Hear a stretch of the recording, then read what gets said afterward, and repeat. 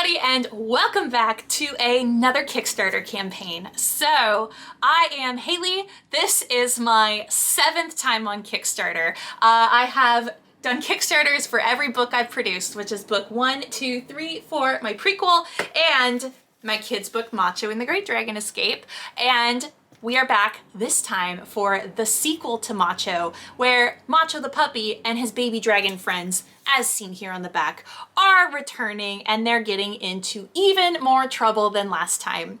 So just to tell you guys a little bit about this book, we released this last year. It's called Macho and the Great Dragon Escape. It is 28 illustrated pages and everything rhymes. And also the front is shiny, and you know what? Who can resist shiny things? Not me. So guys, this has been such a hit, and I have had so much fun producing it.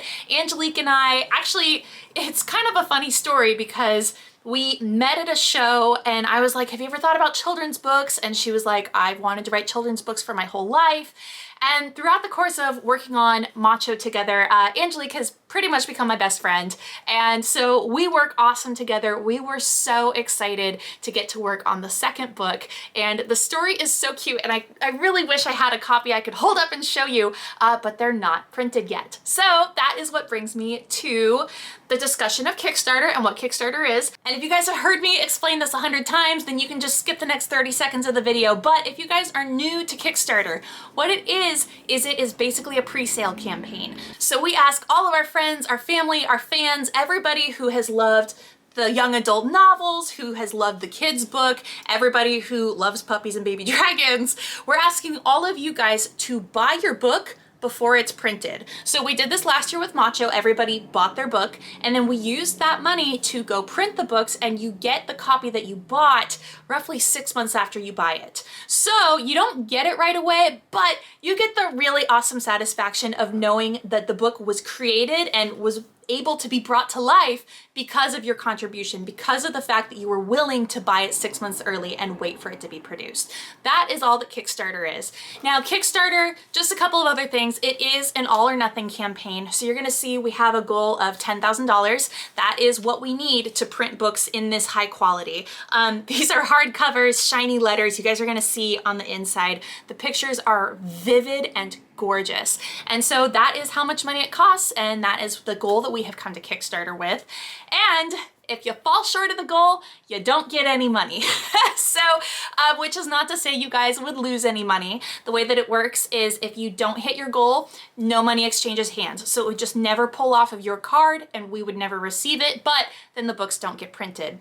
To be honest, I'm not worried about that happening, just because I happen to know how much you guys have loved Macho.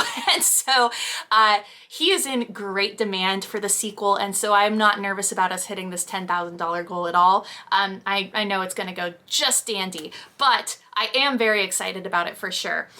So some of the options that you'll have once you're on the Kickstarter campaign, or maybe you're already there now, depending on where you're watching this video at, you're going to be able to buy either book 1 or book 2 or both, or some combination of them. You can get 3 book 1s and 2 book 2s, something to that effect. And you guys, the sequel is so cute. It is called Macho and the Dragon Egg Rescue. It takes place in winter, so we've got some cute winter hats that they're wearing sometimes, some scarves, and it's, as we know, puppies and baby dragons. And so the story in book 1 is that Macho accidentally left open the door to the dragon hatchery, and all the dragons escaped, and he and his new friend Spike had to go find all of those dragons and bring them all home.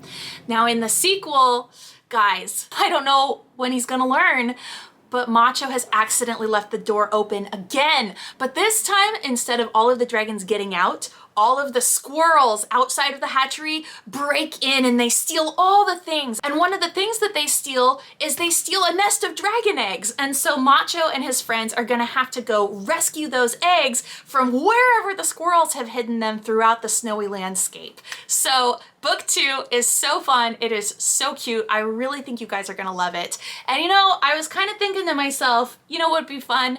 Is if I read you guys book 1 right here and right now. And if you guys don't like puppies or baby dragons or fun, you can feel free to skip this next part. But we're gonna go ahead and read a little bit out of Macho and the Great Dragon Escape. Written by Haley and illustrated by Angelique Modine. Let me see what's the best way to do this. All right. It's with Macho and Archie our story begins, when a pup and his person became best of friends, and together they lived in a tower quite tall, where they chased and they wrestled and played fetch the ball. There was more to their lives, though, than just fun and play, since they had to wake early for training each day.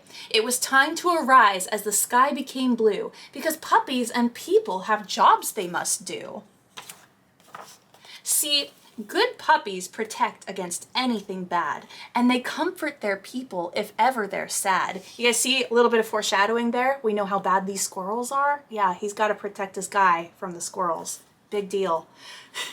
And with Macho's new friends, Pretty Girl and Knight, he began to learn things like when not to bite. They helped teach him tricks like sit, roll, and lay. He learned when to come, and he learned when to stay.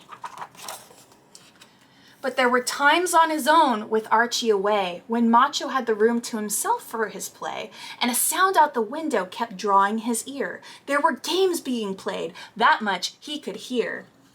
Macho slipped out the door and he dashed down the stairs, running through corridors till he reached the fresh air. A building ahead was the source of the noise, likely full of new friends and new fun and new toys. Macho went to find out, since it wasn't too far, but the puppies inside were all quite bizarre. They had scales like snakes and wings big and small. These fire-breathing puppies weren't puppies at all. Not puppies, but dragons with sharp teeth and claws, so different from puppies with soft fur and paws. And Macho was worried. Would they be mean and bite? Would they pull at his fur or set him alight? These dragons were scary and made him feel shy, until one little dragon jumped up to say hi. And even though Macho saw claws on their toes, one dragon could balance a ball on his nose. It was clear that these dragons knew all sorts of games. Maybe puppies and dragons were all quite the same. Clearly these dragons liked fun and games too, so he opened the door for a closer-up view. He saw dragons up running across the hay bales. They wrestled like puppies and chased their own tails. Macho joined in their fun as they played tug-of-war, but he realized too late he'd not closed the door. I already gave that part away. The dragons were gone. They'd run out behind him. He'd be in big trouble if no one could find them. The red dragon Spike had watched where they scurried. Spike had an idea, as long as they hurried. They'd find every last dragon across the whole lawn and return them before people knew they were gone. They found dragons in wagons where they hid with great speed. They found dragons in flagons where they'd spilled all the mead. And this is a fun part, to see if you can try to find all the dragons in these shots. I bet you can't.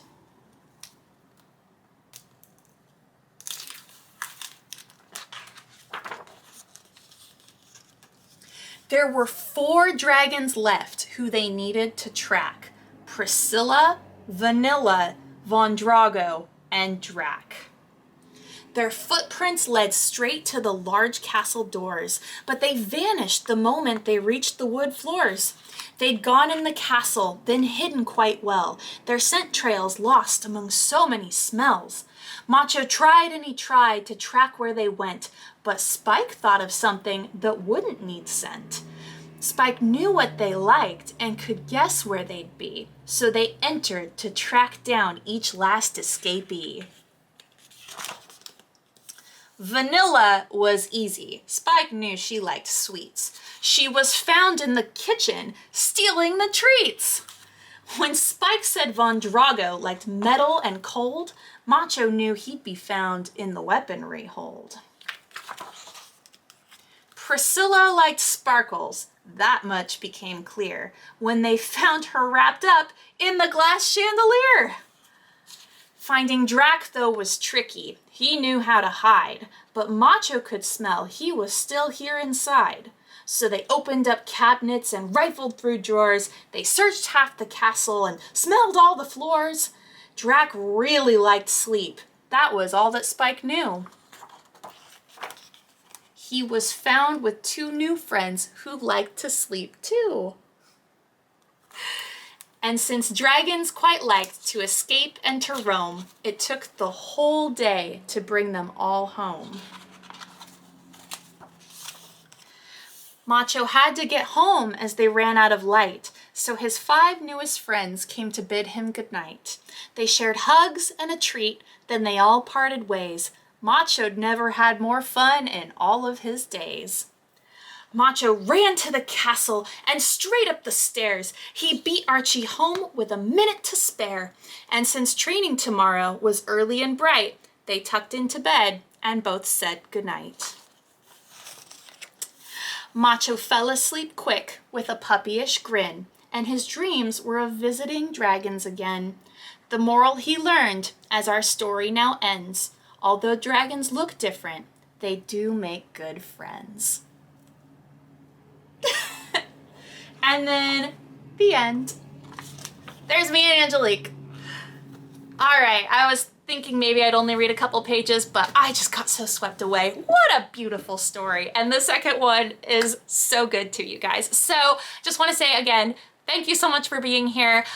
Click somewhere around this video, don't know where, that side, somewhere. There's gonna be a green button that allows you to donate to the campaign, or if you're watching this somewhere else, there'll be a button somewhere that takes you to the campaign where you can then find the green button. So then you can pre-buy your copy of Macho. You can get any combination you like of book 1 and 2 together. And then after our 30-day campaign is over, we will take all of the money that we raised during Kickstarter. It will all go towards production. And then in roughly 6 months' time, sometime this fall, you will get a notification from us asking for your details, asking where to ship your books and which ones you would like. And then you can get your copy of Macho and the Great Dragon Escape and the sequel Macho and the Dragon Egg Rescue. And then lastly, you guys will see this is a first edition copy of Macho and the Great Dragon Escape. Macho and the Dragon Egg Rescue will be a first edition, but any copies of Macho and the Great Dragon Escape that you order will not be any longer.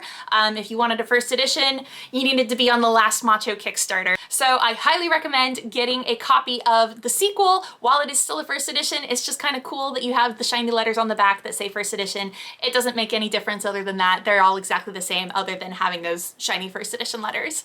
So thank you so much for being here, you guys. I am really excited to see how this Kickstarter goes, and I hope that you enjoyed my lovely reading of Macho and the Great Dragon Escape.